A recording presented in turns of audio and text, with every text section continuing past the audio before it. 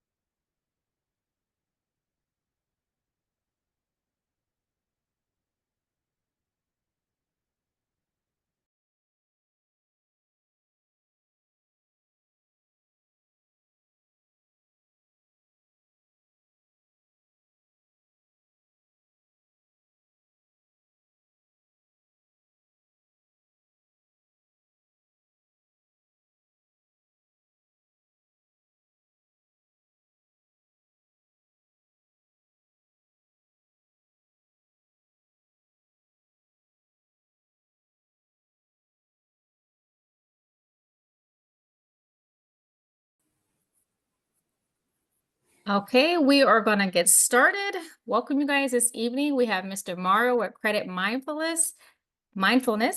He actually has a great class coming. You guys are going to actually get some good information, some interaction with him. He's going to give you guys some things that you can use right now at your age and keep moving on. Give him your attention and participation. And I will hand it over to you, Mr. Mario. All right, sounds good. First thing I just want to do is introduce myself. My name is Mario Gray. I work with Rosemary Camry in the 204th Intelligence Squadron with the military. I've been in the military now for 25 years. I'm also a 911 dispatch supervisor for the city of Trenton. Been a city employee for even longer than that. I tell people I got into credit and things like that. Over hard lessons that was taught to me. Some things were a good way, some things were a bad way. And I'm the type of person that when I go through something, I like to share that knowledge. I don't think everybody has to make the same mistakes that I made. So I'm very eager, very anxious to share any experiences that I have that can help anybody else out. And when I spoke with when I spoke with Rick Camry this week, I had a little experience this past week that she said, make sure you add this in there. And it's definitely a way to tie this in. Because one of the things that we go through life lessons, sometimes they'll be bad, sometimes they'll be good. One of the important things is what do we learn from it? And how do we grow from what just happened? Now, one of the things that just happened to me this past couple weeks while we're moving and stuff, and my house is in total chaos, I actually got locked inside of a storage facility that we have. So I hit the code to get in. I go inside the facility. The way the facility is, you when you finish, you have to turn around and go back out the way you came, walk outside the door, punch the code in it, and then the door opens and you come out. I go outside, I hit the code. It says my name on it, well, my wife's name. Door doesn't open. Okay. I hit it a few more times. Door doesn't open. My truck is inside running. I go back inside, door locks behind me. So my truck is locked inside. So I'm sitting over there. So I'm calling people like, hey, I can't get out. So they're like, well, the place is locked. I'm like, okay, I get that, but I'm here. I just need to exit. The lesson that I learned from it, eventually, like I was so frustrated with some of the people because one of the guys was like, well, I've done all I can do. Is there anything I can help you with? And I'm like, well, yeah, I'm still locked inside your facility. You can help me with that. But they had a small piece of paper written on the wall, a regular letter size paper that says, when the doors close, they close. If you're inside, you can be locked in there. It can take at least a half an hour to get you out. The one thing I will say is like when we're going through different things in life, loan statements, credit card statements, anything like that, sometimes there's this little fine print. Sometimes we don't bother to read that fine print because it's like, that's just a standard thing. Everybody has that. it behooves us to read those things and pay attention to those little life lessons. That's what I was taught today. Even at this age, I'm still being taught, I'm still learning.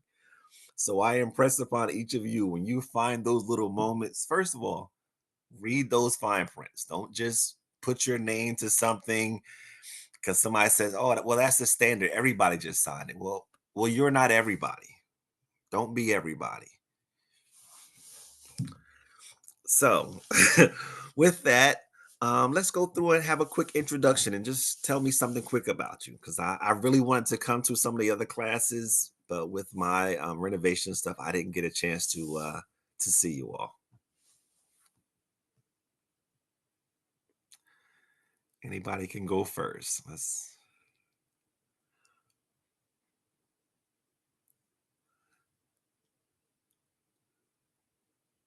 Oop. Layla has her hand raised. Oh, come on out, Layla. Tell us about you. Hello. So I'm Layla. When I first started S.O.A.R, I that same week I was going out for my learner's permit to drive. I have now obtained my learner's permit and I've been driving. I'm in my first trip to Target not too long ago. So very happy about that. And November 14th actually marks the 1 year anniversary of my baptism. So All right, now that's what's up. Congrats to you.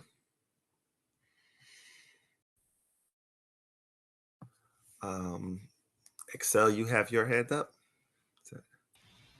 Um, my name is Excel, and um, let me see. Sports wise, I do track and now bowling, and I play the piano. Used to play the guitar, but no more. That's quite a few interests. I was only able to play the violin through high school. That's all I could do. I wanted to play the trumpet. Mr. Fisher told me I did not have the wind capacity. Kinda upset me because I had my heart set on that, but that's a whole nother thing. Ooh, I am going to mess your name up, and I don't want to. Please, yes. Um, Hi, my name is Snigdha. I'm a sophomore in high school. I'm 15. I like to sing and dance, and I'm gonna have a performance coming up for dance on November 24th, so in 10 days. Very nice. I am sure you will do very well. Next in line is that Milena.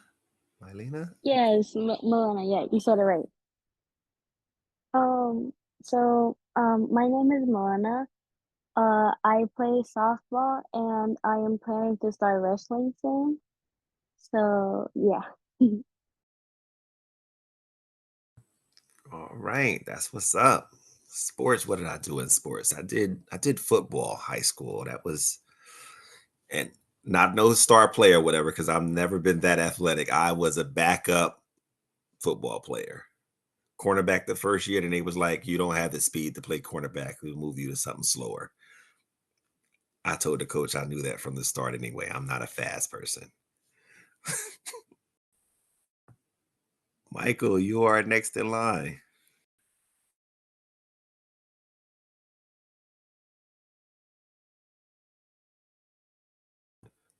You're still muted.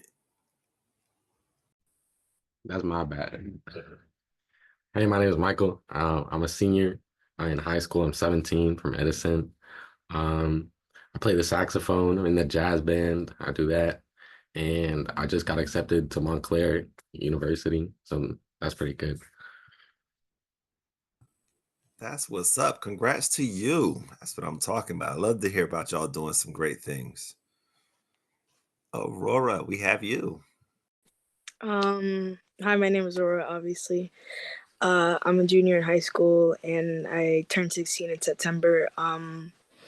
I'm president of my volunteer club at my school, and I'm part of my student council, and I'm also a track manager for my school's track.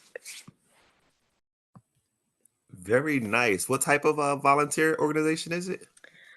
So our school has a volunteer club, and we go around our community. The most recent thing that we did was a fundraiser for it was for Halloween. We did like a haunted house type of thing. So we decorated with all our own supplies from the school and had people come in for fundraising, and then we used those funds to like give back to our community. Very nice. I love to hear about the giving back to community. I'm a big person on volunteering. I feel truly blessed of where I am at in my life, and I love to give back. Now, here's a question for each of you. Since the pandemic, which generation would you say is learning more about their credit? Would you think it's your generation? Would you think it's my generation? Who would you think?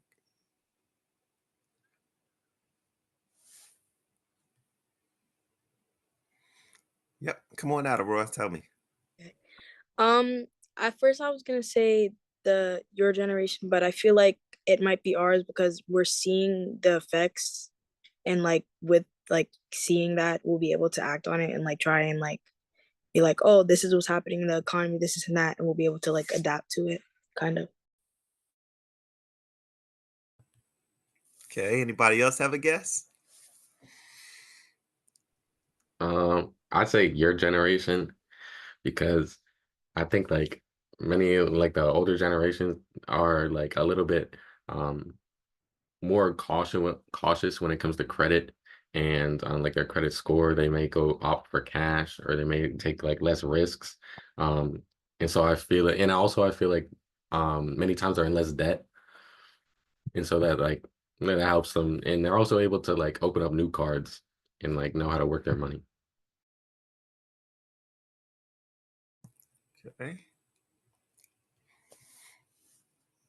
Excel, Snetikva.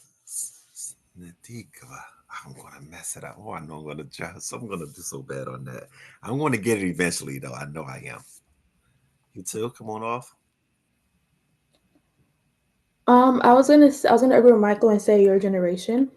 I think that your generation, like Michael said, I feel like you guys are like more informed about stuff. I feel like our generation, like right after the COVID, I just feel like there are like a lot of unserious people in our generation who just like can't really make decisions for themselves. Like they need people to make decisions for themselves. Like I like to say to people or my friend, like people they act grown, but they don't have like a grown mentality to them in our generation. I feel like coming from your generation, because you guys were so structured to do stuff, if you when you guys carry that over, there's some people who like, especially in schools, because they don't really teach us how to do all this stuff. So not everybody, when they're 18, they don't have the mentality to like, oh, I need savings, I need to like um I need to like, what's it called, invest. So we don't really have that mentality. So I feel like people who, and most people who don't really want to go into that, they're just gonna like go to college and be in debt and all of that, and they're not really gonna care. So they actually like notice, oh, I'm in debt, I have to do something about it. So yeah. Okay. All right. I like the rationales. Next up.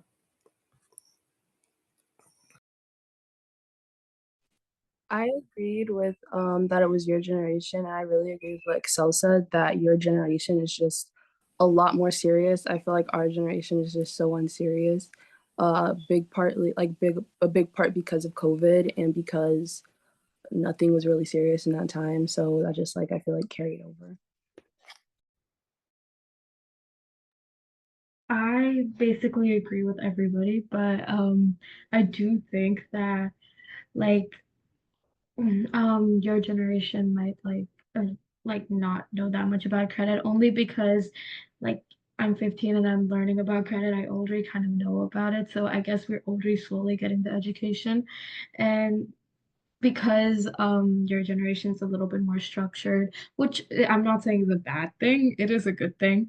Um it's just that like because of caution, which of course you do need caution in every single way, but you also need to be able to do risks. And like, at least with my parents, it's a little bit difficult. Like I can see it. Like they don't want to take risks because there's a lot of more consequences to it, if that makes any sense.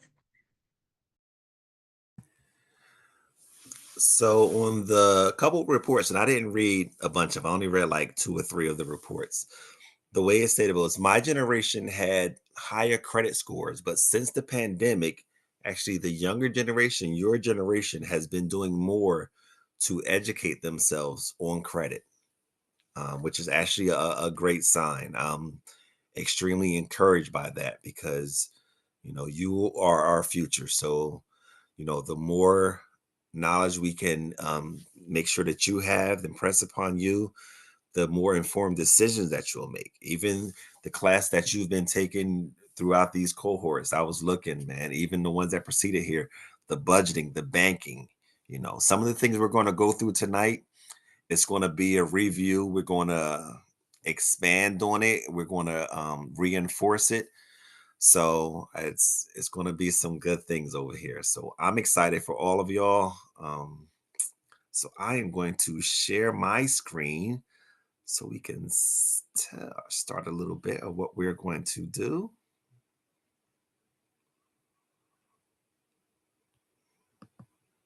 Oh, wait, that didn't do it.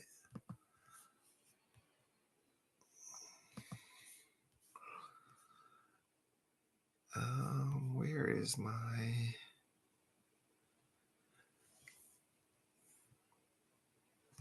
Here we go.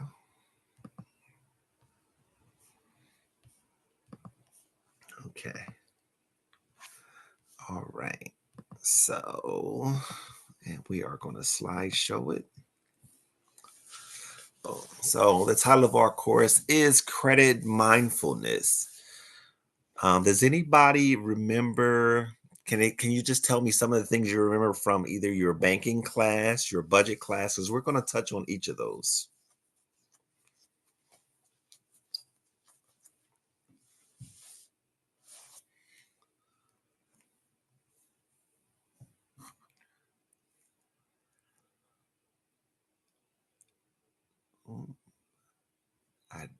With the share, I can't really see it. If you have your hands up, just come off mute real quick because I can't see your faces right now with the screen I have up.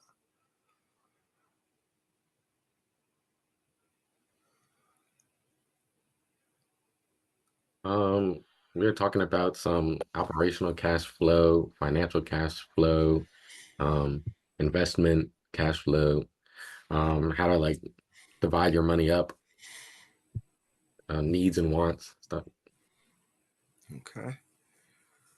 All right. All right. Very good stuff. Like I said, these are all going to be important topics that you are definitely going to utilize through the course of life, and it definitely plays a part. So on the overview of what we're going to be doing tonight with our credit basics, we're going to talk about that, establishing and monitoring your credit, improving your credit, why credit's important.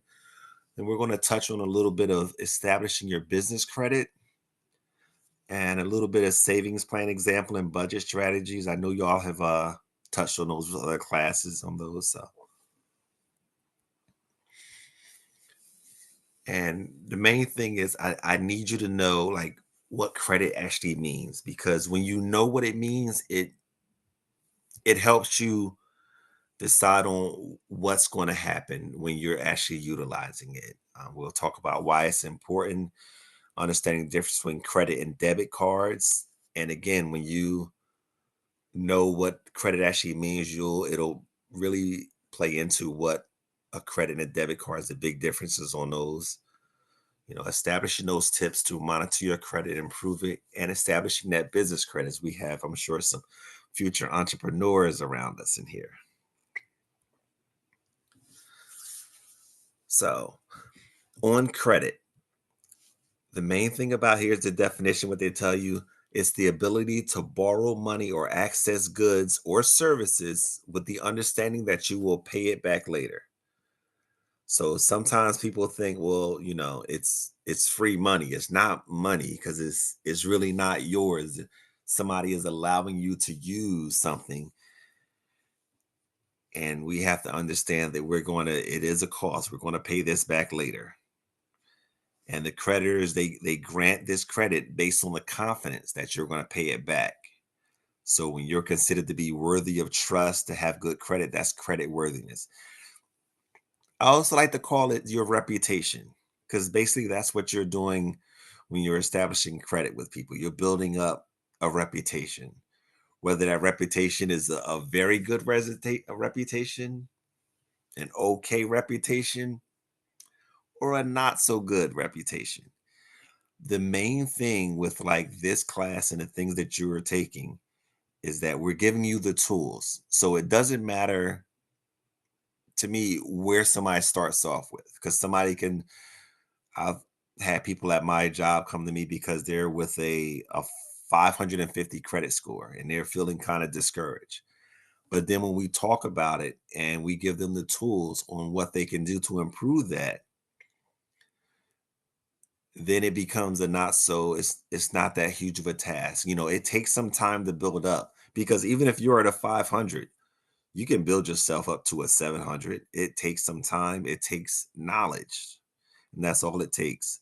Once you have that information, you can make better decisions, and you can put yourself on a plan to where you'll see the improvements.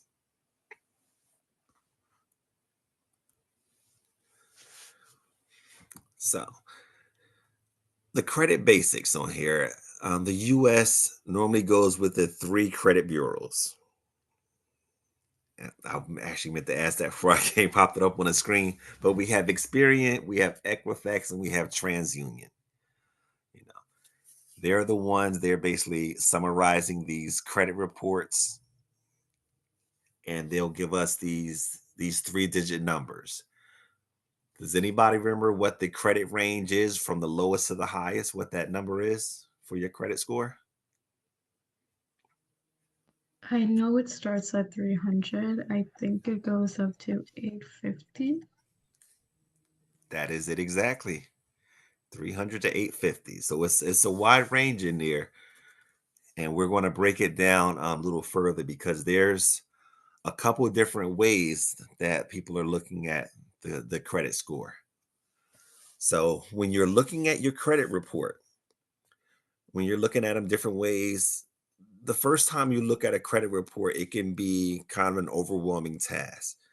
But if you understand what's included in the credit report and you're looking for specific information, you just take it into pieces. You'll see on the picture on the right, you're going to have your personal information, your credit history, the consumer statements, credit inquiries, collection accounts, things like that. You know, those collection accounts, those are the serious financial setbacks. Hopefully, you don't have those, but even if you do in the future, there's a way to deal with that. As long as you have the knowledge information, you can deal with any of these things that's on your credit report. The one thing that I tell people is to make sure that you're looking at your credit report at least on the annual basis, because what happens at times, there's information that gets attached to our credit report that isn't us. I've had pulled a credit report for myself, and it was my first and last name, Mario Gray, but the middle name was something completely different, and it was showing a different address. So I didn't think my name was that common, but it turns out whatever mistake or error somebody made, they attached somebody else's name, whether that was on purpose or by accident. This is why you want to look at your credit report. You want to make sure that that information is correct. Does anybody have any questions before I move on to that next slide?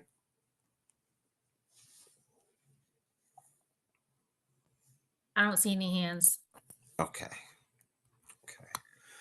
So from TransUnion, this is just a sample of what you're going to be looking at. If you pull a TransUnion credit report, and you'll see again, you're seeing your score, That top part again is going to have your personal information, and then you'll see it has some addresses.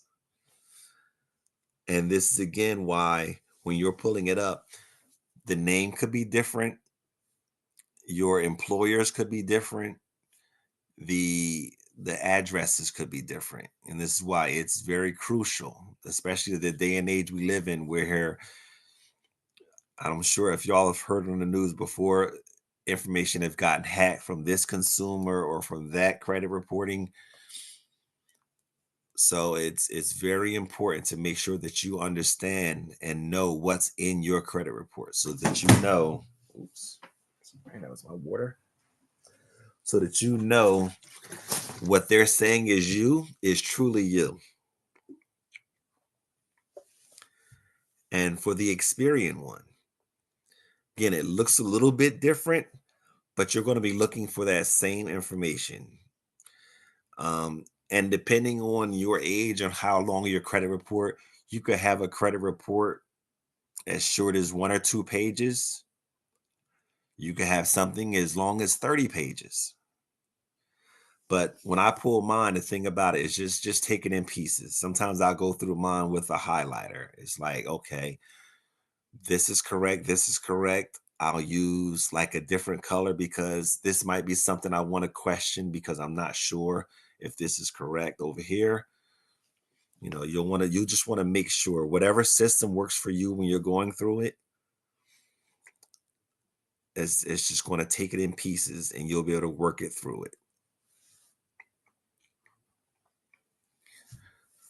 So again, those credit reporting bureaus, they're using that 3-digit code, that 300 to 850.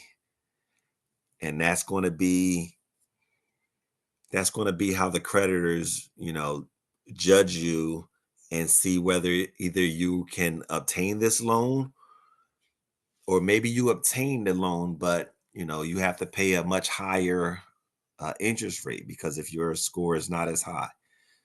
So most of people use FICO, that Fair Isaac credit reporting, but Vantage is also making its way into where it's being used much more. That's the thing. Credit is it's an ever evolving situation because I can give you an example. If you were going to a mortgage company and you're trying to obtain a house, the number and the credit that they pull may be different than if you're attempting to obtain a vehicle, if you're trying to get a loan for a car. I was told there's probably at least 50 different ways that they use the math, and the score can come out slightly different in whichever situation you're coming up. So now with the Vantage system, theirs is slightly different as well than the FICO. But it's important to pull your credit report so that you have a general idea, even though they're using slightly different computations and things like that to pull it up. It shouldn't be too much off from what you're pulling. If you look at your credit report and if you know that, okay, I pulled all 3 credit reports and the average of that, I'm around a 750. If somebody pulls your credit report and they're telling you you're at 500, that shouldn't be. I would actually ask for a copy of that credit report or get that pulled from whichever reporting agency they're getting it from so that you can question that.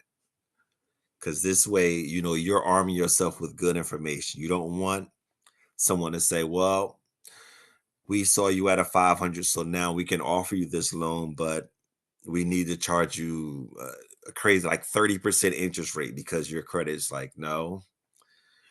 This is why you're armed with that knowledge. You can be like, I know my credit's up in the 700s. Shouldn't be. And you can probably take your business elsewhere. Now, at the bottom of this, we talk about the hard credit inquiry versus a soft credit inquiry. Does anybody have any idea what those differences might be?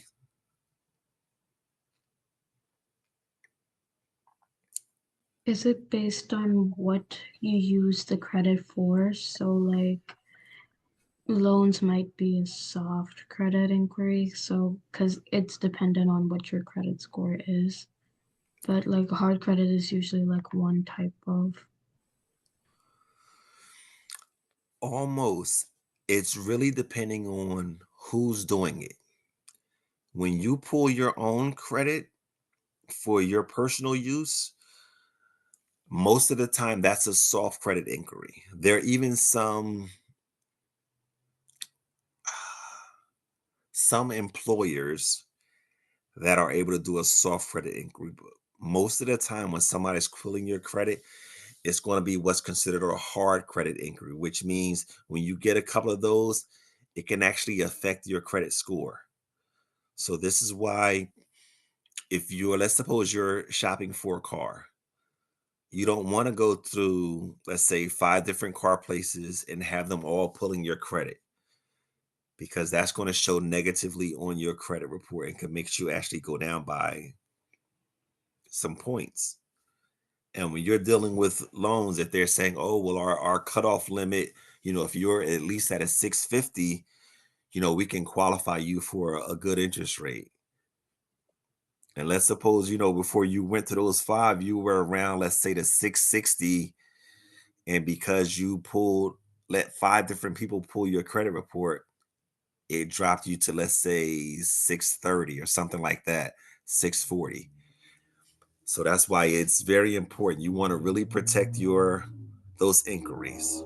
Some people will actually put a lock on their credit report so that no, just random companies can't just go pulling it. Like, they have to get your permission. The creditor will call you up and say,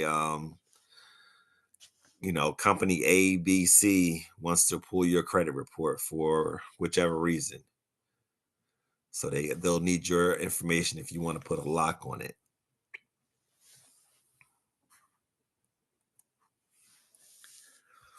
Now, here's some more of the credit basics. It's basically what goes into your credit report. I'm sorry, your credit score. So the biggest number is your payment history. And now this information I'm pulling from right here is from the FICO scores. Vantage scores a little bit differently. They still have the same as the biggest and the second. I believe Vantage has like a 40% goes on the payment history, which drops down to the amount owed of like 21%. But that amount owed is one of the key numbers at 30%, because it's for FICO, it has 2 meanings to it. So it's the second biggest factor that goes into your credit score. And that's also a key number on what the creditors look at. So when they say 30%, if you have a credit card and it's $1,000 credit limit, I know when I was younger, I was like, well, I can use all 1,000 of them dollars because you said I could, right? And it's no, not without a negative impact. They want you to stay around that 30% or less. So they don't want me to use out of that 1,000. They don't want me to keep more than 300 on there. And anything I'm doing over, if I get up to, let's say, 5, 6, 700, they'll allow me to do it. But what'll happen is it'll on my credit report, now that creditor is actually showing a negative impact. And I want my numbers to stay going up. I want to get as close to that 850 as possible and move away from that 300. So the length of credit history is also a big thing that people have asked me about when I've been at work or anywhere, because sometimes people will say, well, you've had this credit card over here for 10 years, you don't even use it, just cancel it.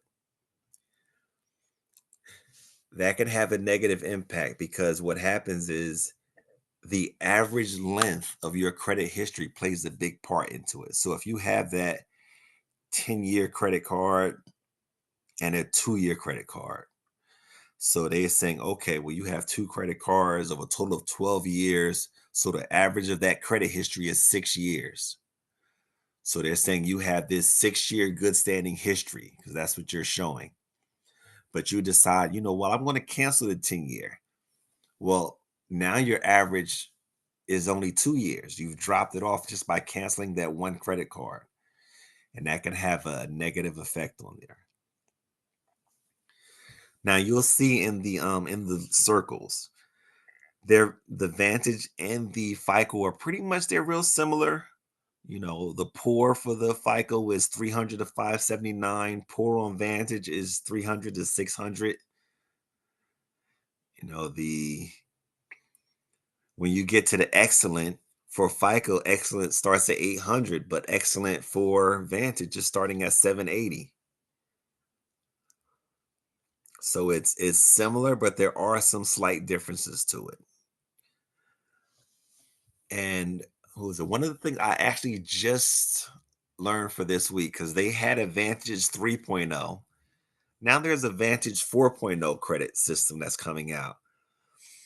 And like I said, credit is ever evolving. So these are the things that you want to be aware of. This won't be like an end all be all for you. So I hope this would encourage you to, look at other things. But where they're deciding for is on the Vantage 4.0 right now is for people who are looking at a mortgage. It's going to take other things into account rather. It's going to look at their rent payments and things like that to possibly give them a better chance at obtaining a mortgage. The only thing is they're still not exactly sure how they're going to apply the rules, because right now they have 3 options of it. They're saying that they can take your FICO score and your Vantage score and take the average of those two to give you a score. But there's also the options that someone could take the higher of those two, which would be great, to see about your mortgage qualification. But then there's that third option that they still have on the table where a company could use the lowest of those 2 scores, which doesn't work in our favor. So that's why it's important to just be aware of these terms and these things that are out there. If somebody talks about your Vantage score, you'll want to, be at least be able to understand, like, okay, that's this other way of them scoring it, or whether they're using a FICO. So if somebody says, well, if they're telling you that you have a 780 score, and with the knowledge that you have, you might want to ask, hey, well, are you using Vantage or a FICO? Because 780 on a Vantage, now I have excellent score, and that may qualify me for certain other things. Any questions though far on this? 1, 2. So how do you know like which company or place is using FICO, whether or Vantage? That's a good question. And the thing is, you won't until you ask them. Like if you go to your car company and they're telling you that you have a score from their calculations of 650, 700, that's the time when you can ask them, which scoring system are you using? Are you using Vantage or are you using FICO? And the thing about it, when you ask them questions like that, that's when they will understand that they're dealing with somebody who has at least a basic knowledge of this. So I'm not just going to try to say words and you don't understand and you'll just agree to what I'm saying. That's why all these classes and things like that, we're arming you with knowledge. That's the thing about it. You become so much more powerful when you have this knowledge of things. And you can talk to people and they just can't say anything to get by on you. But that's a great question. Any other questions?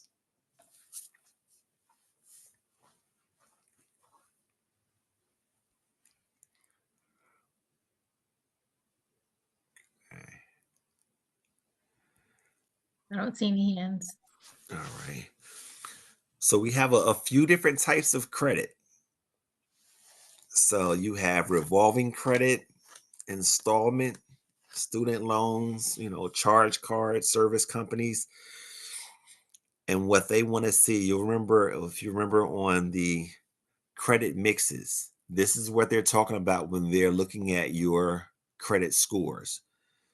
They want to see it's I like a good example of this is when, let's suppose, when you're filling out for a college application and they want to see the different things from you. It's like, okay, well, you have good scores in your classes. Oh, you have some extracurricular activities. You also play sports. You do this type of volunteer.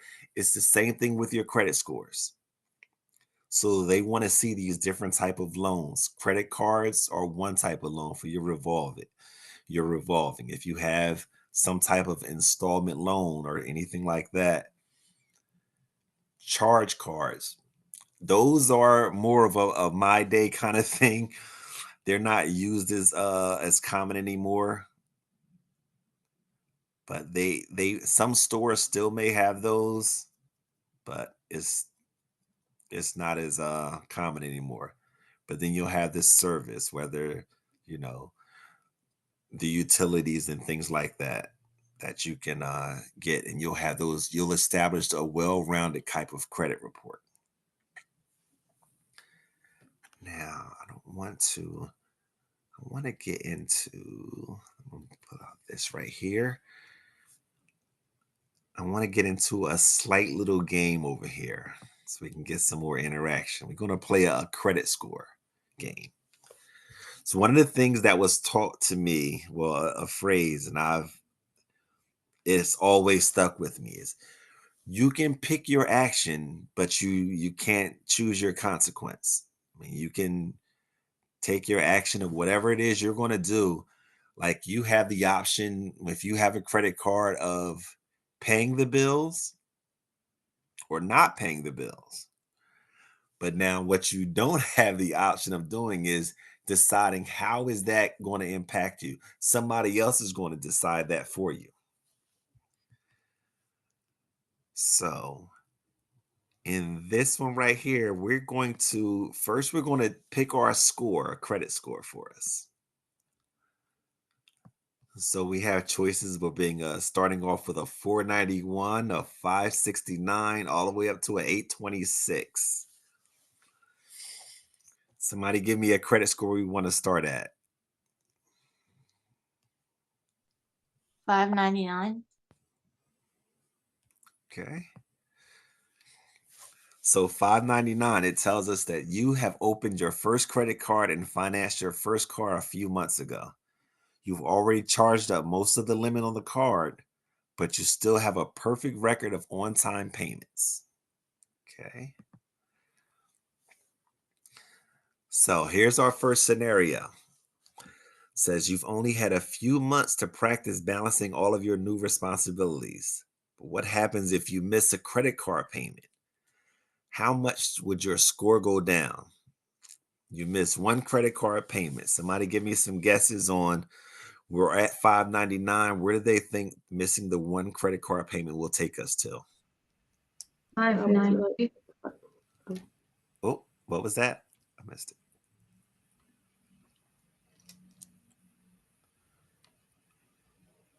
Repeat your guess. I'm sorry, I missed it. It was I said 590, but somebody else was also speaking. okay. 590. What was the other guess? I was gonna say 500. 500. Okay.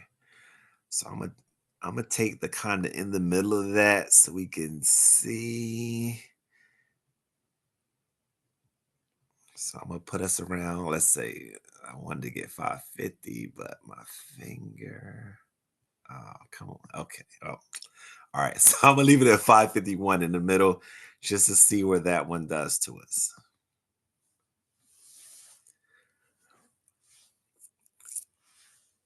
So we guessed it going down in the middle of losing 48 points. and it actually cost us 131 points. And this was by missing one credit card payment.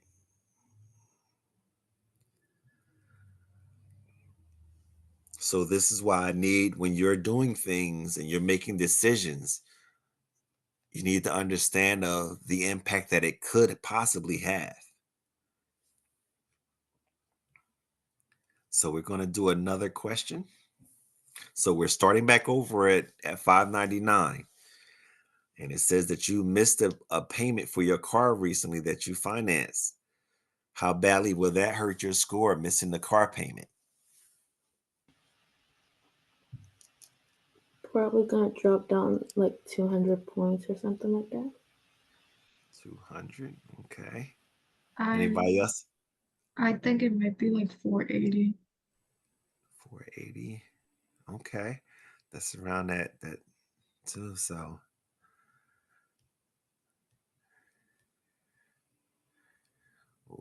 so 200. I'm gonna try to get it in the middle again between the 200 and the thing. So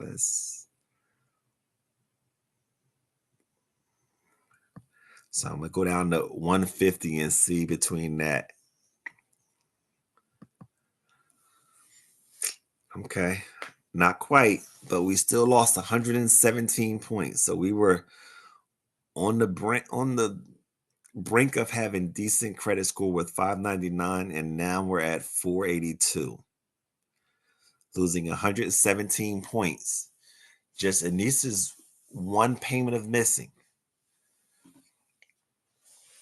So I need you to just remember that, because this is for one payment. And so imagine if, things were going bad and you missed not one payment, but you missed 2 or 3 payments or 4 payments on different things, what that effect can do to your credit score.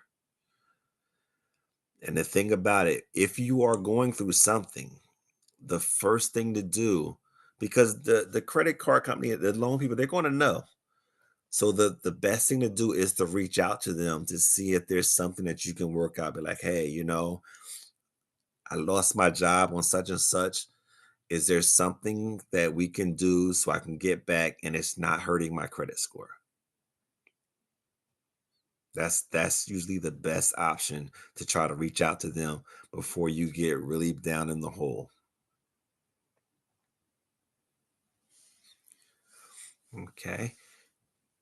Any other question at this point? Because I want to take a short break. But before we do that, any questions before we do that?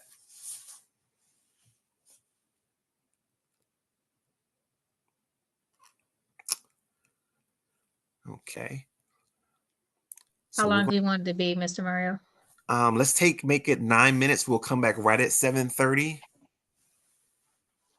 Okay. All right. We'll see you guys back at 7:30. All righty.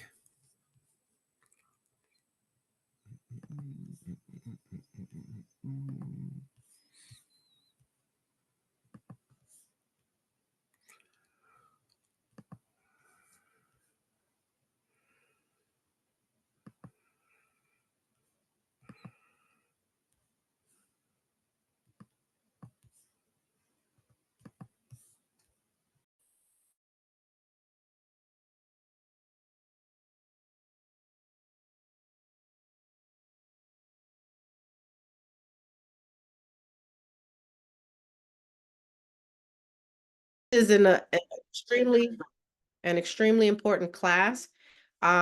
So you guys are a little bit too quiet for me. I want you guys to make sure that you're asking as many questions as possible.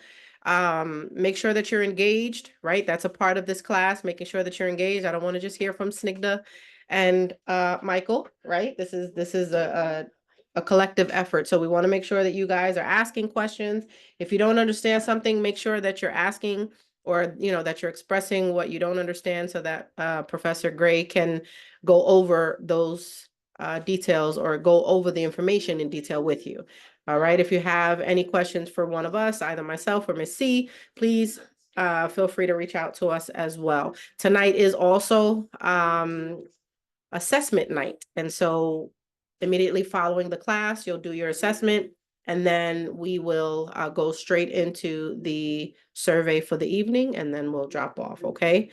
Obviously, if anyone has any questions or if you need any mentorship time, please feel free to stay behind and let us know what your needs are. All right. Does anyone have any questions for me or for Miss C? We're halfway there, guys. We have a couple more classes to go and we're done. So great job to those who have been participating and really, just showing a level of interest. We appreciate it and appreciate Mr. Gray coming all the way from South Jersey, right at home, teaching these classes for us. He is a colleague of mine in the military, long time, well, friends since we've been in the unit together. So great to have him aboard. He teaches this class to my military constituents. So you guys are really blessed to have him here with you all today, teaching you all this information. All right, Professor Gray, back to you. All right, let's get me over here with the sharing the screen. Boom, boom. Okay.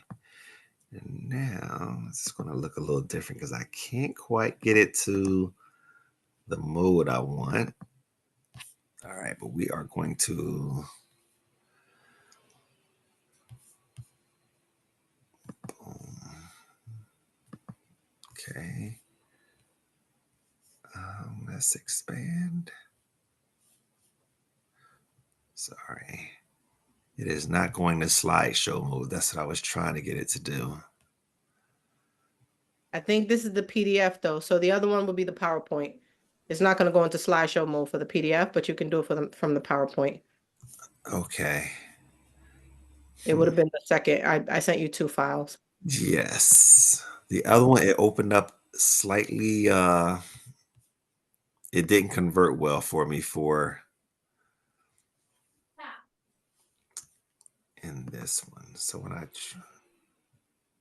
okay, this is the PowerPoint. Yes, when I try to do it with the Google, because Google Slides converts it and it does something. Oh, wait. Okay, here we go. Oh, there we go. Yes, because when I tried the first time, nothing loaded up for me. So, okay. All right, so let me go down to where we were. Okay, good. All right, perfect. All right, so the next step we were talking about is credit versus debit. And now this will go back to that definition when we talked about what credit actually is. Remember, that's because the main difference on credit and debit, when you're using it, debit cards, you're using money that you actually have in your account. As far as a credit card, this is money that they're allowing you to use that you don't have. So that's why the main difference on this at the bottom is a debit card doesn't help you build credit, doesn't have the interest fees and things like that because you're using your own money. And that's why it goes back to that definition of what credit actually is. When you're borrowing money that you don't have, goods or services, debit card is money that you do have. So that will not assist you in building credit, but it won't hurt you.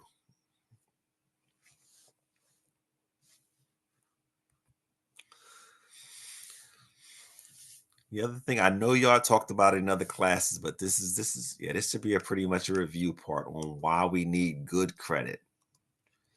And these are just different people who are looking at your credit when they're your landlords, your insurance companies, your prospective employers rather.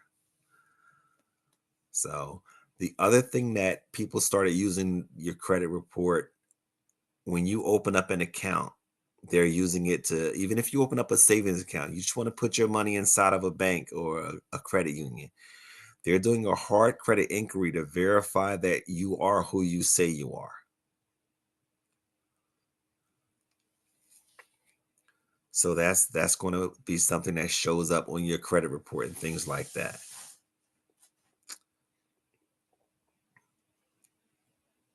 Does anybody else remember any examples why credit was important to you?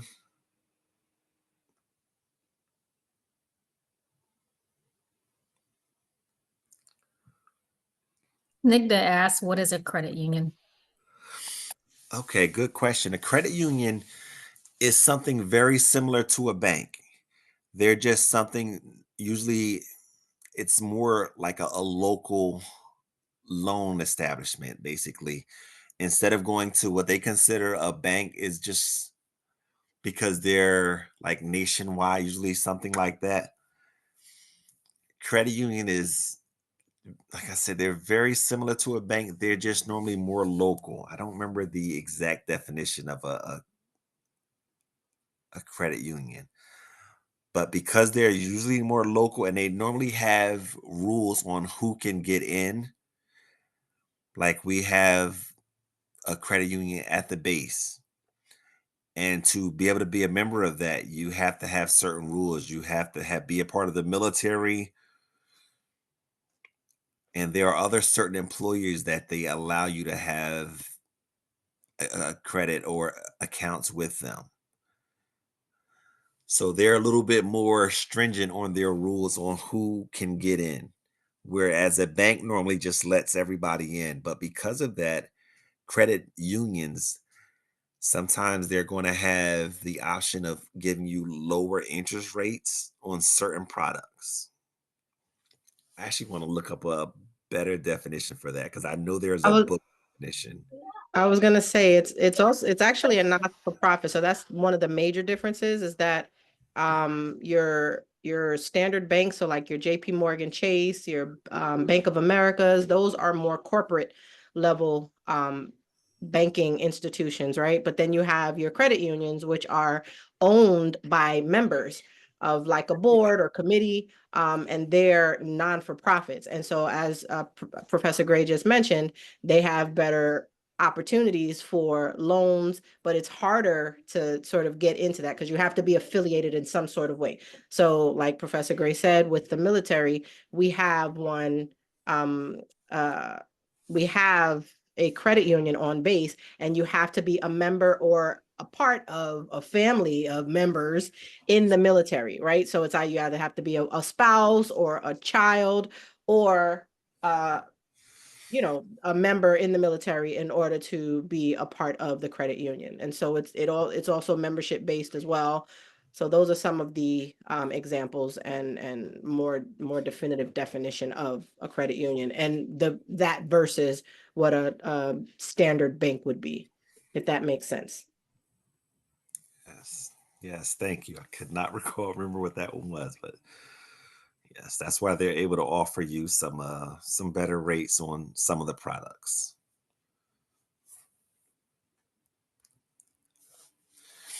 So now we're going to get into the things on monitoring your credit. And I tell people this all the time, a caveat, there are, numerous monitoring apps and things like that. The things that I go on and what I present, like I said, there are more, but I bring these up to you. The one or a few things that these have in common. I use apps that are free. That's a big thing right here. I don't like to pay for anything extra that I'm doing. So these apps that I show up here, the four, they're free and they do personalized credit offers. They have advice for them. They have education classes. So you can log in and you can go to videos and things like that to help you teach you about your credit. So they have different things on how they report to the credit union, to the credit bureau. So you'll see Credit Sesame. They report monthly to TransUnion. Wallet Hub reports daily. NerdWallet reports weekly, and Credit Karma reports weekly as well. And they report to Equifax and TransUnion. So I don't put one over the other. It really all goes on what's going to fit your need and what's going to fit your wants and things like that. But again, if there's so many apps and things out there, again, I like to get things for free, as much free as I can possibly get.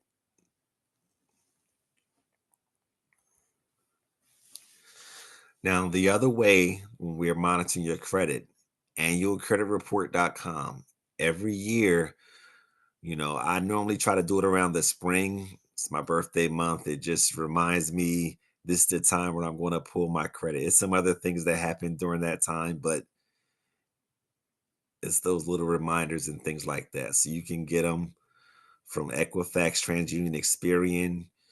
You can do things like locking your credit report. I mentioned that before, so that people just can't run credit reports on you.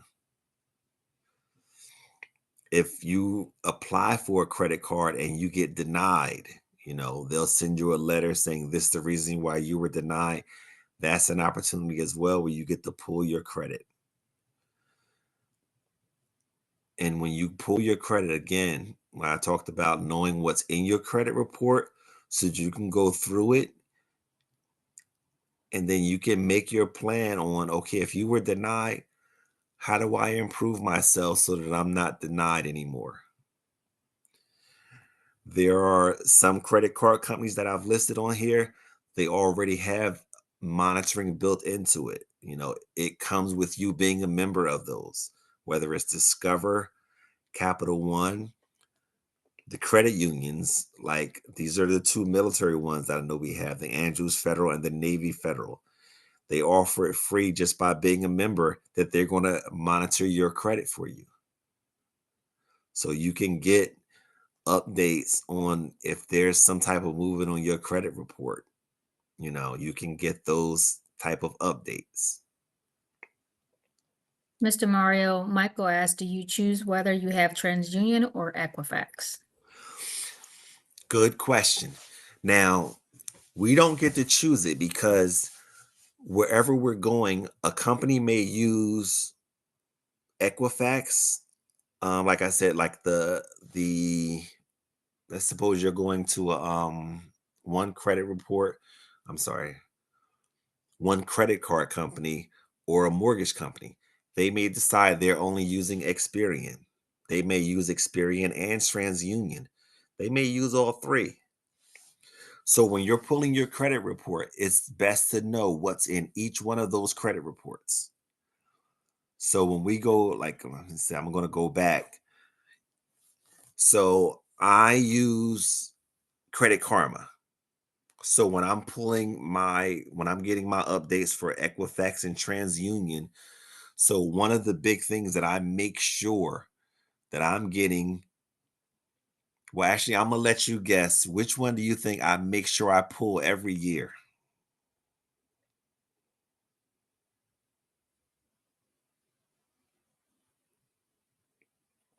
Out of these three right here, Equifax, TransUnion, and Experian.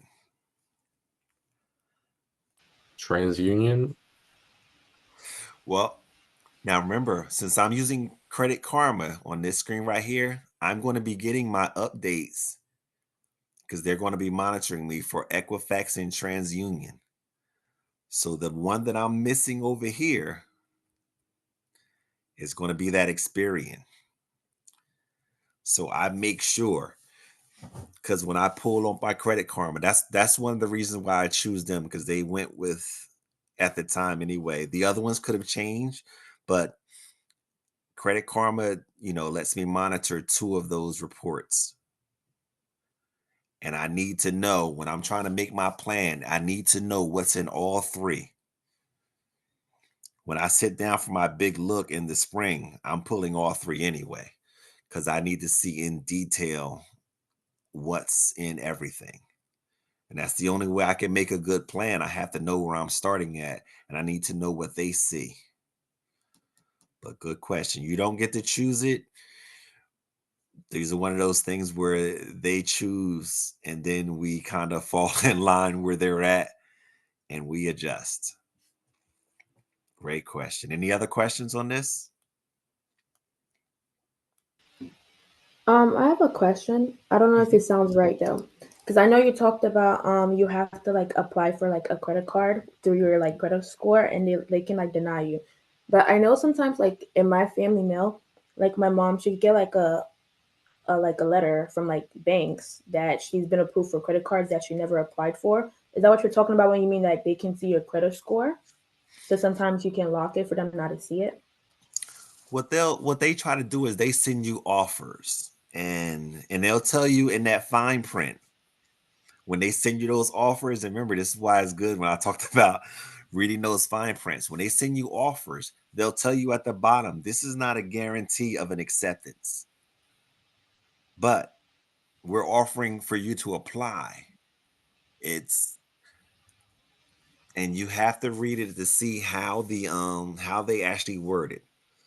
But because you're a customer somewhere or anything, they'll have some general information to say, hey, this may or may not, this may be a good fit for you. But it's up to you to, go through that and see, is this actually a good fit for me? It's one of those things to where, you know, even if it's an approval, if it's going to be approved, should you do it? Does this fit? Do you have enough credit cards already? If you're sitting up with 5, 6, 7 credit cards, do you really need to add on another credit card on your list? On those monitoring apps, some of the things that they'll do is they'll send you offers too for credit cards. And you can go through a list because they'll tell you you have a very high acceptance of this credit card, offer, but then you have to see, does this fit your needs? Does this really fit what you want? Some of them may offer some bonus points. If you're a frequent traveler, they may offer you travel points. If you're a frequent shopper at certain places, one of my credit cards that I do, I have it to where I get points. It's a military one, so I get more points if I use it on the base. So when I do my shopping at the base, I'm going to use that credit card and then make sure I'm paying it off because I don't want the interest rates. I just want your points. So even when they offer that, we'll go back to that first lesson of me locked in that facility. Read that fine print. Make sure you know what you're getting into. Mr. Mario, you have a question. Miss, Sure. why are there 3 Equifax, TransUnion, and Experian if they basically all do the same thing? That's a great question. And that I don't have the answer to. Somebody who a while ago decided we're going to have 3 reporting agencies. And they decided that companies will have the choice to report to 1, 2, or all 3 of those. And that's why it's an ever evolving thing now with the whole Vantage. It's so many ways that they're using these calculations, but somebody decided this many, many years ago, and this was not something that we really had a say in. But why would companies like choose one over the other? Like, because there probably should be like some type of benefit, right? It could be just something that they've been used to using. It could be just maybe some companies make it easier for different companies to use that. It could be just a company preference. But for that, that's a tough one right there. We probably have to ask each individual. That's the question I never bothered to ask why they decided to use that. But I may have to ask them when I go into somebody and they're telling me my score for them. I may want to ask them why they decided to choose that particular reporting bureau over the others. I think I'm going to write that down. All right. Excel has her hand up. Okay. My question kind of ties into Michael's question in the chat. I was gonna ask because you said like people own like multiple credit cards. Does like your credit score, like when you own like multiple credit cards, they all go into one credit score, like those like different credit scores? And again, it all depends. Like if you have a Discover, I don't know which one Discover is deciding to report to. Discover could decided they're reporting to Experian. They could decide they're reporting to TransUnion, or they could deciding they're going to two of the three or all three. So those are the things that we really don't get a choice on those. All right, and then you have, should we own multiple cards? If so, should we apply for a second card when we get one in the future? It really is going to depend on what your needs are at that time. You know, I have it to where, how many do I have? I have one debit card and probably four cards. So I have them and I'll try to use them for very specific things. Like I gave you the example, I know I'm going to be shopping at the military base. So I try to use that military card for shopping at the base because that's going to give me good points for there. Um, sometimes one credit card is enough for you, sometimes two. It all depends on what your needs are at that moment in time. But you definitely do not want to overextend yourself because you don't want to fall down a loop to where you're, got 10, 12 credit cards and you can't even keep up with how many monthly payments you have going out. And what are the benefits of multiple cards? The benefits would be, like I said, if you're getting points in different things from a specific card that you're going to use, but you want to make sure that if you're using those points that it's not outweighing, you don't want to carry a very large balance on it, $5,000, $10,000, to where now it's not even worth the points that you were getting. So you have to have a healthy balance, something that you can pay off. You're using it. When I go to the store, and I'll do my grocery shopping at the military base and buy $150 in groceries. So they're going to give me, I forget how many points per dollar they give me. So I'll wait to when I get that bill and just send them their $150 because it's sitting in my account. But now instead of me, just spending the $150, I spent my $150 and you're gonna at the end also give me another, let's say, $5 in credits. And I didn't end up having to pay you any interest or anything like that. That's where it becomes that balance that you have to carefully monitor yourself. But All really good. right, Aurora, you have your hand up. Um, yeah, I had a question I was gonna say. If you like had multiple, like 3 or 4, whatever amount of cards, and then if you miss multiple payments on them, would it take off like just that one amount of points for every payment that you missed? Then it takes off like that. Sorry.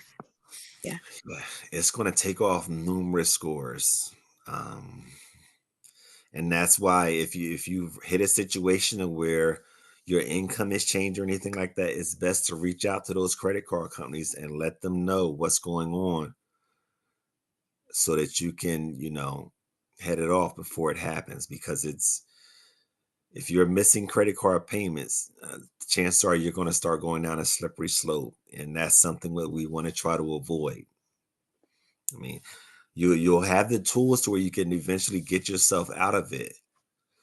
But it's much easier to, let's say you've contacted a credit card company and your score dropped down to that 599 we were at, instead of you hoping they don't find out, maybe you avoid their phone calls or something like that, and you've missed numerous and numerous, and now you're sitting at like a 450 credit score, because it's going to still catch up with you. There's no way we can hide from it.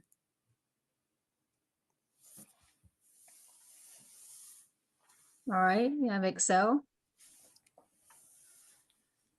I was gonna ask, it ties back to what you said, because I know when you have like you said about like informing them when you lose your job. So what if, for Mhm. example, like you've like used your credit card so much that you can't pay for it. Maybe like something happens, but you don't inform them and then you freeze your card. Does that freeze your credit score? Or like when you unfreeze it, like what happens to your credit score? So what'll happen is even if you froze it, they're still going to expect you to make the payments. So if you froze your credit or lock the card or anything like that, they're still going to expect you to make those at least minimum monthly payments. And you're still gonna come with interest? Like I know like the interest happens. Yes, it will still have the interest. Okay. You know, that's why it's best to reach out to them, because we just have to be ready to stand up for what we did. It's something that we did. Okay, so now we just have to. This is a part of being, growing up and handling the responsibilities. But again, if they're putting something on your credit report when you're pulling it, make sure all of those things are actually you. But Okay, next you have when using a credit card, what is a close date and a statement date? ooh, okay, I had to remember on that one. Now, because I know the close date and the billing, I'm used to the billing cycle. I'm not really used to that may be the same as the statement date. So they may, on their cycle, like they may just bill you by, let's say, the 15th of every month. And that's when they're decided. And this will all be in that fine print when you're signing everything up, to where sometimes they'll allow you to play of when your statement date or billing cycle is going to be. So maybe you're trying to align that with when you get paid. If you're in the military and you're getting paid on that 1st and 15th, and you're like, okay, well, I want to see if I can change my statement dates or my billing cycle to around that 20th. So when I get paid on the 15th, I can have an automatic payment going right to that credit card. The close date, I am not sure. That one I will have to get back to you on. The close date's the date your credit card statement's mailed Haha. or made available to you. Okay. So I'm so used to doing everything online right now, and I set up mine for if it's something that I do have a balance for, it's on an automatic payment. And I'm so used to just going in on certain dates and just looking. But okay, that's good to know.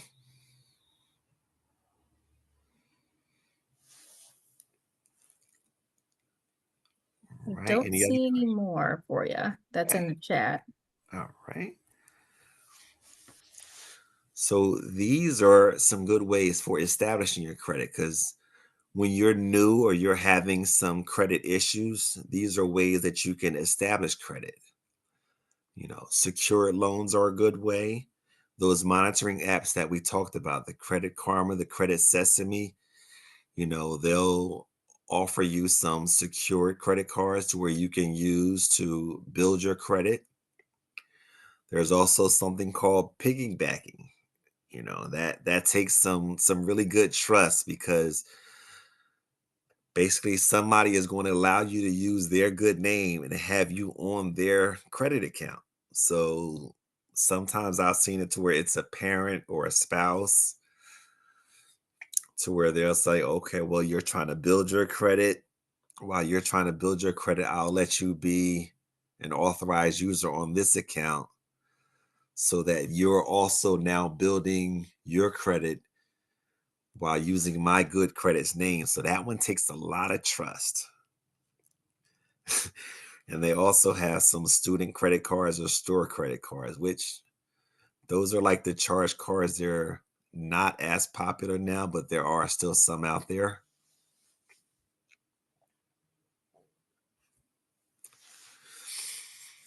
And we did touch on this before when it comes about improving your credit. The first part you have to do is you have to pull all your credits reports with the scores, because you can't make a plan to improve your credit if you don't know what's in your credit. So that's the first thing. You need to know what's in all three. You know, improve that utilization at 30% that we talked about. If you're looking at, a few of your cards, you have some cards that are, you're using 50% or 100%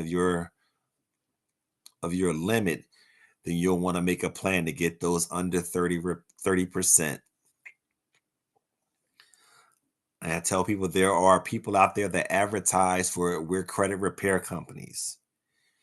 Be wary of those. They're some can be legit, and there are other ones that are not so legit, that they're preying on people to, because you're in a bad situation, they want you to pay them thousands of dollars, and they'll be like, okay, well, we can do this to your credit score and we can do that. And sometimes they do not come through with what they promise you, but now you've already sent them money. So, like I said, I'm a big proponent of free. And if you have the tools and the things like that, you can make your own plan. And what it'll cost you is some of your time. That's what it'll cost you. Take your time going on the apps, learning about credit and making a plan, contacting your creditors and things like that. You can also use Experian Boost. That's one of the things to where you can add in your, because they don't normally take in your rent payments to an account, but something like you paying your utilities or your rent, they can boost in your credit score because you're making on-time payments with that. So these are ways, like I said, you can do it yourself. It'll just take you some time. That's why it's very important to stay on top of your credit at a minimum every year, putting those credit reports so you get to see. So you're not surprised when you're ready to do something.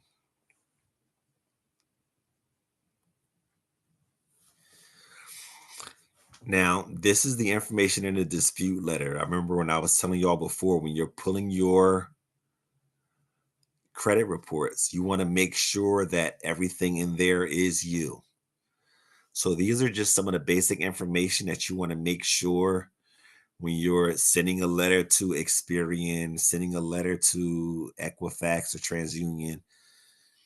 This is basically some of the information that you're going to want to include on there. Now, this is the old-fashioned way if you're going to actually send in a letter.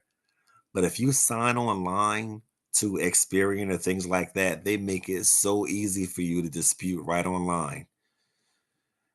Once you have your report, you can just, put in the information, this is what I'm disputing, and you'll put your reason in there. And then they have I believe it's 30 or 60 days that they have to respond to you on the information that you're disputing. It's been times, like I said, I've won a number of my disputes because I've people that are, have not been me, but it was added to my credit report. And I caught that through my just annual reviewing of my credit reports.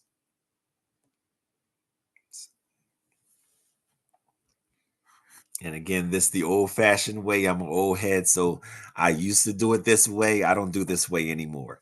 But if you wanted to send an actual physical letter to those companies, this is the information where you would send them out to. Experian's out in Texas. We have Equifax in Georgia.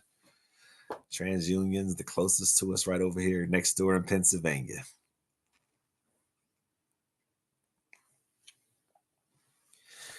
Now, before we go, I wanted to touch on establishing business credit because I know we have some future entrepreneurs in here. So, but let me ask you all one quick question. When you're trying to establish a business credit, because your business isn't going to have any credit, What do you think they're going to use in the meantime when you're trying to establish that business credit? Your own credit. Bingo. Bingo. So that's why it's important, even when you're trying to become an entrepreneur, that you're taking care of your personal credit, because until your business credit gets established, they may be using your personal credit.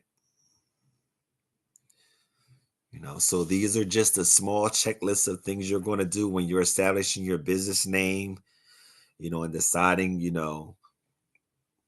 whether you want, a self-proprietorship, LLC for your company, things like that. You're going to have a business address, your email, your employee identification number, that's through the IRS where you're paying your taxes. It's kind of like the social security number for your business.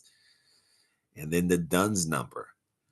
That's just a special number that your business is going to have for the credit reports. It's just another way of identifying your business to make sure that how we went through the credit report, and so that that's actually you. This the same way you have these specific numbers, so that when you're checking on your business credit, these numbers should match up with your DUNS number. If it's something different than you have on your DUNS number, then you might be something you want to dispute, because something is attached that's not your business. Now, the one thing I want to say is, when you're establishing your business credit, this is when you get to check out with the different banks and things like that. Because let's suppose you want to buy real estate properties. So you decide to talk to, let's say, a bank like Wells Fargo, because they deal with a bunch of properties that they're selling, that they have foreclosed on. Now you want to establish, a good relationship with them, because since they deal with that type of property, and it behooves you, it's going to boost your business, because now maybe you get a list of these properties. This is something you want to look into. So even when you're establishing your business credit and who you're dealing business with, remember, they're going to want your business. So this is your chance to investigate them, to see what they can offer you. Any questions on that? Because I know that's just a quick tie into it.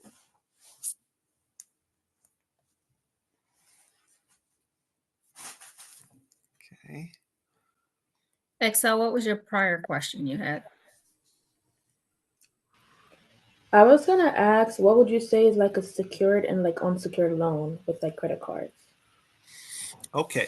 So a secured loan is basically when you're taking your own money. You're going to say, okay, well, I have, let's say, $300 in savings. So in a secured loans, what will happen is, because I did this when I was establishing my credit many, many years ago, I sent the $300 to Citibank, and they put it into basically a savings account for me. And that $300 became my credit limit.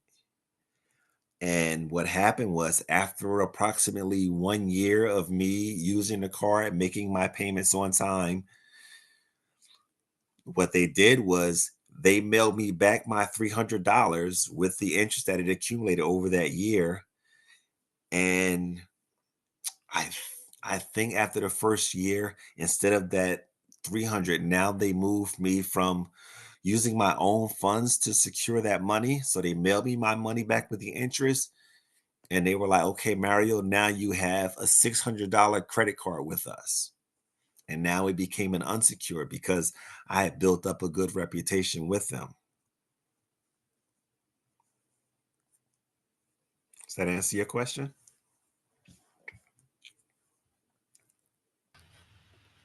Yes, thank you. Okay. These next couple things, I know y'all had went over some budgeting and savings plans and things like that. These are just some other examples on how to build up, different ideas on how to build up an emergency fund or a savings account. You have the money challenge, just putting $1 in each week. And you can see where it doesn't seem like a lot in the beginning, but what happens is when you're continually doing something, at the end of the year, you can see with the $1 a week, you've got almost $1,400 saved in with that. I've done that challenge before. I've done the change. I have a change bank at home. I'll just put it all inside of a change jar, and then certain amount of time I'll just head over to our credit union. And you see people all the time, they're dumping their change in there and they'll get their money out. And again, we're going to read the fine print, because some places will charge you a fee to convert your change into money. Some places, like if you go to, let's suppose, Acme or ShopRite, it may be something where we won't charge you a fee if you're going to use this here. So it may be a rule like that on it. But that's why I enjoy Andrews Federal Credit Union. There's no fee on it because I'm already a member there. And you get your money. Okay, so your question you have, Mr. Mario, is, so is it an unsecured loan if you gain a reputation with a credit card company? And it would be a secure loan if you don't gain a reputation. No, so a secured loan is when you're using your money to basically back the amount that you're going to use. And an unsecured is when they're just basing it off of your reputation. You're not going to deposit any funds with that creditor. They're just going to say, we've looked at your credit score and here's what we can offer you. We're going to offer you a $5,000 limit, a $1,000 limit, or anything like that.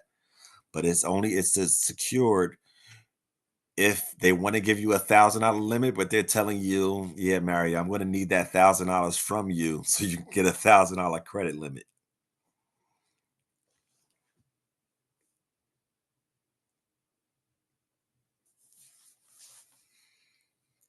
Does that answer your question?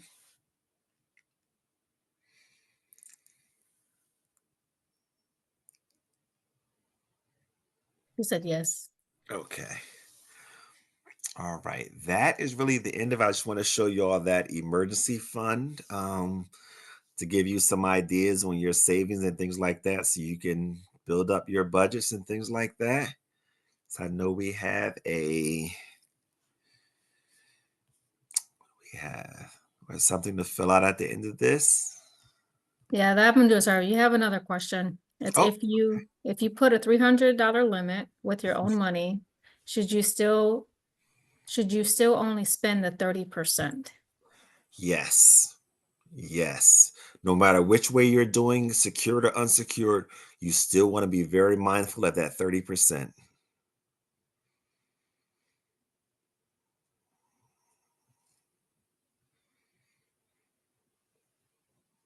Does that answer you, Michael?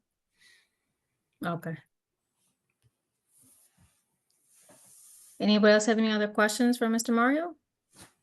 So I don't have a question for Professor Mario, but I do have a question for the class. So just based on Professor's description of a secured and unsecured loan, what do you feel like you would benefit, or how do you feel you would benefit from either or? Which one would you use or prefer to use for your credit? If you had a choice, which one would you do? Would you use the one where your money is collateral and you're using that to build your credit, or would you want to use their money to build your credit? Secured versus unsecured. I would probably use my money because I feel like that way I can have a limit to the way that I spend it rather to the money they give me. So I know that if I cannot be able to pay back, then I'm not. But if it's my money, I have a limit to what I'm using. Just like the other class we had, like 50, 30, 20. So I know like this is my money, and if I like unuse it the way I'm not meant to use it, it falls on me and not me having to like pay them back when I don't have the amount of money to pay them back. Absolutely. And I love that concept. Oh, you're still talking. Wait. I think your phone your screen just went on mute. He usually has a lapse, Rosie. Excel usually does. Okay. Sorry about that. Yeah, Excel, that's a great point. And when it's your money, it hits differently too, right? Right? It's coming out of your, I mean, technically it's kind of coming out of your pockets, even though, you're using it as credit. It's still your money, right? It's not like you're borrowing it from a bank. And so you get, you have this flexibility to use whatever the credit limit is that they give you. Like you have a limit and you set it for yourself. So it means a little bit more when you're using the secure loan, right? Because now you're able to better manage your spending because you know that it's coming out of technically it's coming out of your own pocket. So yeah, that's a great point. Anybody else? Yeah, you got 3 hands raised. Okay, yep. I don't want to take up Professor Gray's shine, but I just thought about that. So Milena, Aurora, and then I thought I saw Catherine, but maybe not. No, Milena and then it was Aurora. Stigna. Snigna. Okay. Go ahead, Milena. So like maybe like I would choose like a secure, because like for example, like you never know when like things might pop up. So like for example, if you need something, like you already have your own money like saved up and stuff. Okay. What about you, Aurora?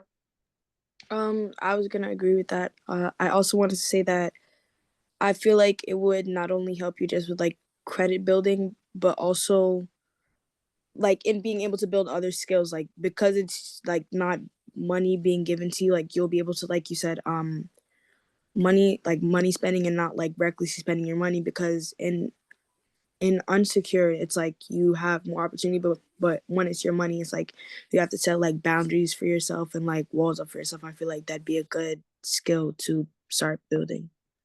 Yeah, Milena just said it. Discipline, money management. Awesome. Great words. All right, Professor Gray. I'm sorry. I just wanted to pick their brain a little bit. Looks like they're on the right track though. Was Snigda, did she have something? I thought she did before. Oh, she didn't? Okay, I'm sorry. All right. But I know Anybody y'all had you have something to fill out. I was trying to cut it before we hit the 8:30. Very fine. It's surveys. Okay, Yes. What we have. Yeah, they have the assessment too, Missy. Are you ready for them with the assessment? It's Assessment Thursday. Yeah, I do. I do the misdemeanor and then I do the assessment. So the misdemeanor is in there. Let me see if I can bring this. Let me shrink that. And I just want to say thank you to each of y'all. This is something I truly enjoy. It really keeps me up on my game, knowing that I'm like, I'm going to come. So every year I'm preparing for you and the next class.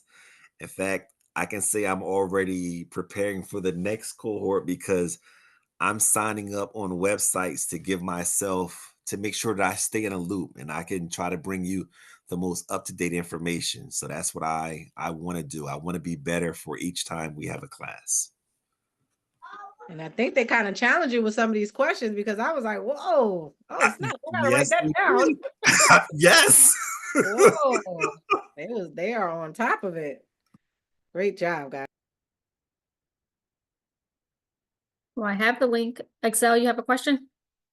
Yeah, so I just wanted to ask Mr. Gray something. I was gonna ask because I know like the first question you asked, like our generation.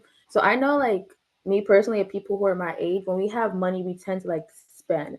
And like I know we're not too like early, like not too early, like we're not too young to get like a credit score, credit card. So what would you say like is a good limit for us? Because I know when we get money, we tend to not know how to put it to good use. And if we do like set a limit, we tend to overgo our limits sometimes. Like we tend to go crazy. Like what would you say like is a good discipline for us? So I'm going to go back to when I was younger, and when I first started doing mine, it was that $300. That's where it was something that didn't allow me to go too off the rails. But that was my situation because I was working a little part-time job. So I don't even want to say how much I was making back then, bless you. But it was a very low amount. But I was able to save that 300, and this is what I put it towards because I had went through some very hard times of when I first applied for a credit card, they just gave it to me and I didn't pay them. I took some rough hits because I just decided, nope, not going to pay you. It wasn't until like 6 months later I was paying them, and my credit score was on a down slope from then. So when I decided to learn about it, I said, okay, let me do this very intentional and have a plan. So that 300 for me, when I looked at it, that was good for me. And I think one of my coworkers, she has her, well, when her son was in high school, I believe she chose around the same amount. I didn't even discuss what it was, but she was around that 300 limit. She told him that's what he had.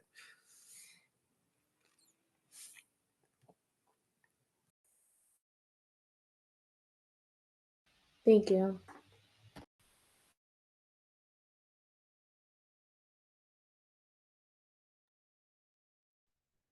Any other questions for Mr. Mario? My head's not. Well, thank you, Mr. Mario. I appreciate it. It was a great class that we had, very informational. And they asked you wonderful questions to get Yeah, them on their credit journey. I appreciate y'all. Y'all have a blessed night. I'm gonna go feed my puppy. You too. All right, everyone. Let's see. All right. Let me share my screen so if you guys ever see the screen. Share to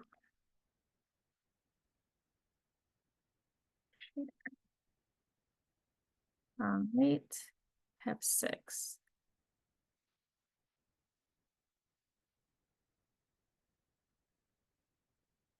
What are 3 types of investments? Stocks and bonds, loans, stocks, bonds, and mutual funds, or stocks, bonds, and Bitcoin?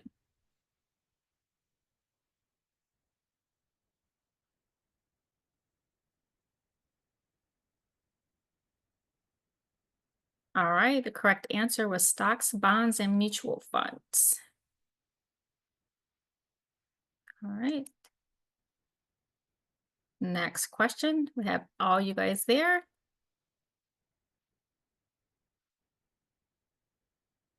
Oh, I didn't show it. Let me go back one. All right.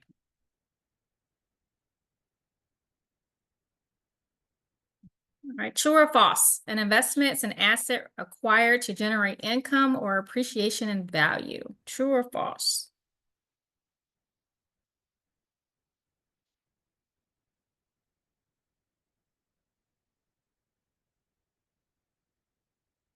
All right, yep, everyone got it. True.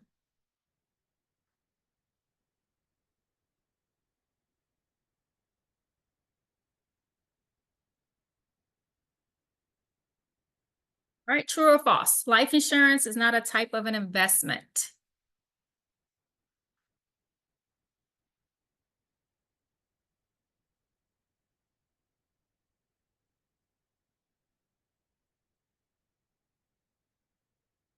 All right, answer was false.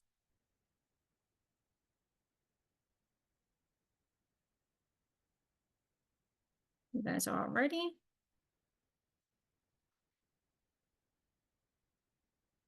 What is cash flow? The movement of money in and out of your business, the money flow of expenses, or the flow of cash investments? All right. Answer the movement of money in and out of your business. All right, got 8 of you guys ready?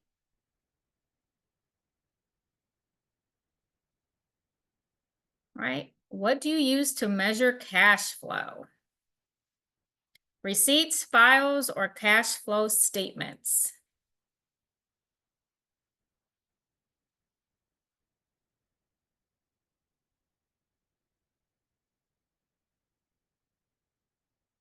All right. Cash flow statements was the correct answer. Got you guys ready.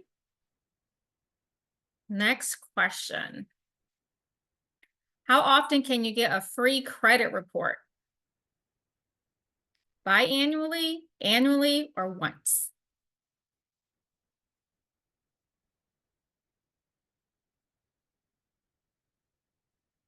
All right, the correct answer was annually.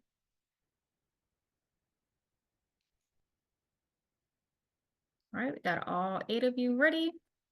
Next question. What is the first step to improve your credit score? Count your credit cards, know how much debt you're in, or retrieve your credit report?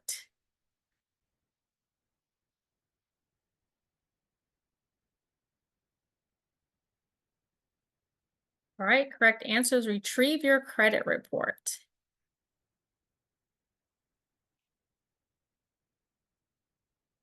All right, question 8.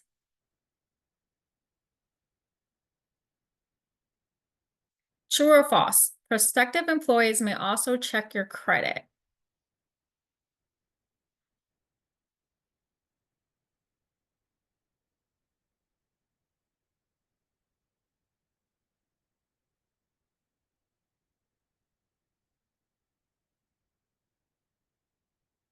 All right, the answer is true. And yes, they can. They will too check your credit. All right, let's see. The leaderboard.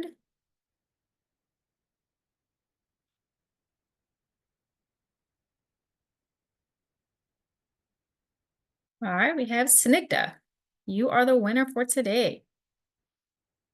All right, now I'm going to put the actually survey in the chat for you guys.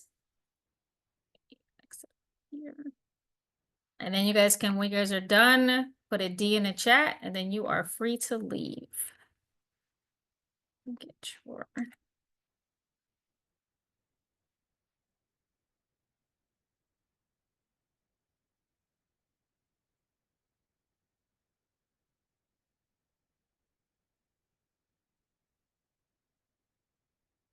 All right.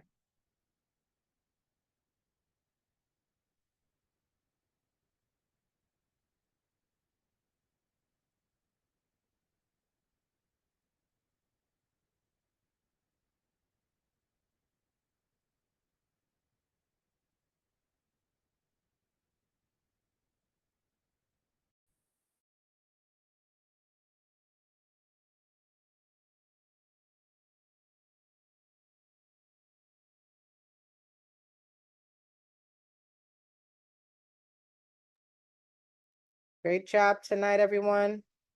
Once again, friendly reminder, don't forget to RSVP or reach out if you have any questions about the gala. We have a few more weeks left. Virtual graduation is, I believe, December the 4th. So look out for that. We also still have someone in the running for top scholar for the advance, and then executive board award recipient. All right, you all should have also received an email from us earlier today regarding all of the 2024 honorees for this year's graduation ceremony. So if you haven't seen it yet, check your email for that information. The other thing too is only a couple of you still have completed the assessment that was emailed out to you and me receiving the growth plan. So you guys please make sure that is actually sent in for me to look at, review, and you guys schedule time to actually review with me. Some of you guys still have not done it.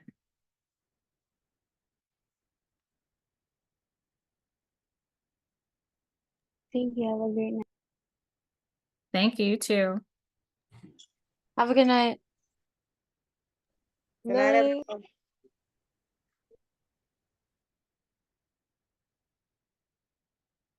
Have a good night. Thank you too. Good night.